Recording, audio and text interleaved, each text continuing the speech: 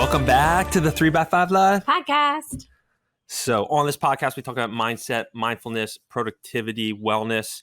Last week, we chatted about Attainment versus attunement. Yeah, and we got a lot of feedback on that one. A lot of people, I think, resonated with that topic. We're all in different stages and realizing that. And I think that topic actually leads perfectly. This conversation had continued with Bryan and I. And this week, our topic kind of builds a little bit upon that. But we're going to be talking about the topic of impermanence and how everything is temporary. And we're going to look at it through a lens of the last time. Yeah, the last time. And I think time is obviously finite. And a lot of times we all want more time, but the only way to get more time is to be truly present and appreciative in the current moment. Absolutely. And this conversation, the reason why this has come up so frequently recently is we were looking at our kids and recognizing that over the past 2 years of COVID, our daughter went from a kindergartner into now she's going into be a third grader. And there was this weird sense of like slowing down during COVID where you felt like you were in this like mucky time warp, but that our kids grew up so fast and we didn't even recognize that it was happening. Yeah. And I'm sure a lot of parents can relate to that. And I think kids, it's so easy to see how time is passing so quickly because they grow so exponentially in such a short period of time. But this idea of all the things that you experience for the very last time. So for example, I was talking to Bryan about how in the moment when I was nursing our kids and it was the middle of the night and I would be waking up and it felt like, so heavy at those moments. Like now I would give anything to go back. He had just thrown out my rocking chair in a mass exodus of our basement of all of our stuff. We did a huge like minimalism decluttering process. And my gliding chair that I used to nurse my babies in was out at the curb, and I had this like visceral response to it where I was like, oh my gosh, I'm never going to nurse another baby ever again. And so I didn't recognize at the time that it was the very last time that I was going to do that. But how do we use that phrase of, is this the last time, to even get through some of that mucky water or those times where we feel like you want it to be the last time in that moment because you're exhausted or things aren't, coming to fruition the way you want them to. Yeah. And little examples of like our daughter, instead of saying adventure, she would say babenture, and there became a last time that she said babenture, and those little moments, it makes you take pause. And like you said, even in the misery of your kid waking you up in the middle of the night and you have to go in there and lay with them for 5 minutes. I mean, there's going to be a last time. And when you are 60, 70, 80, I guarantee you're going to miss those moments and wish you could just crawl into bed with them at 2 a.m. when you're 60 or 70 and have that moment again. And I look at it too, some of my ultra running experiences. I look back on my races, fondly, but when I'm out there and I feel like I'm dying, I'm not looking at it fondly. So it can reframe thing where like this could be my last race. This could be the last time I could run. Who knows?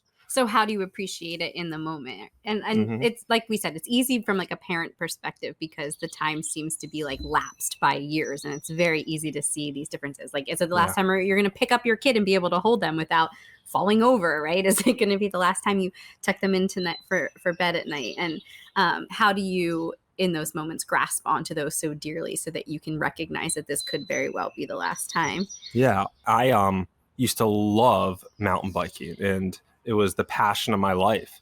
And I haven't mountain biked in, I don't know, 8-10 years. Mm-hmm. And did I think that last time I hung my mountain bike on the rack in the basement I wasn't going to ride it for the next 8 years? Mm-hmm. No, I didn't think that in that moment. So, but if I would have known that in that moment, that last ride, not saying that I'm not going to mountain bike again, I could mountain bike again. I probably would have appreciated it a little more. Yeah, absolutely. There's you actually used to have a poster hanging up in your in my office.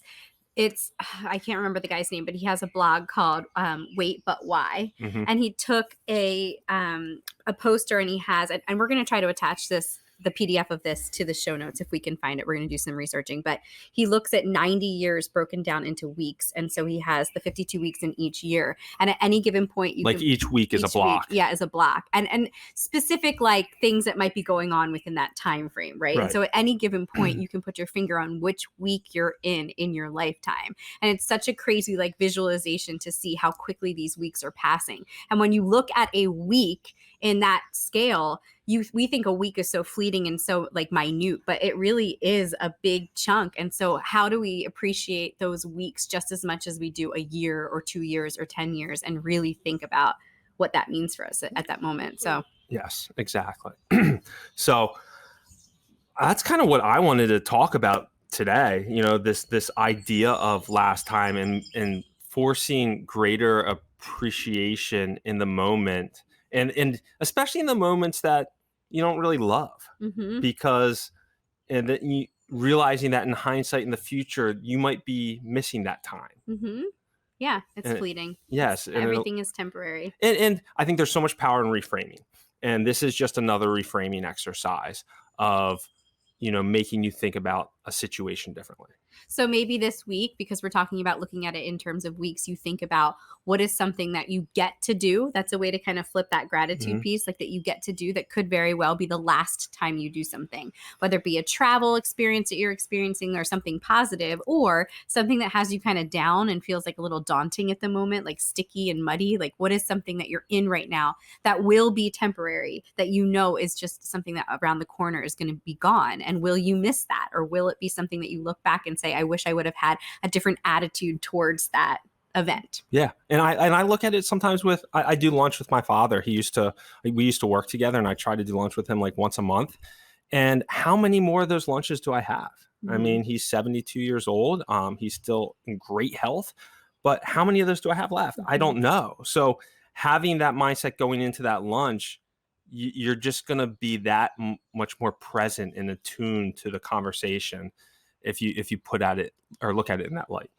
So anyway, that's what we got for you this week. All right, hopefully guys. We'll be able to find that poster. Maybe you can print it out and look at it and see that kind of finite viewpoint or visualization of your life in 90 years. There we go. Have a great week. Have a great week. Take care, everyone. We are all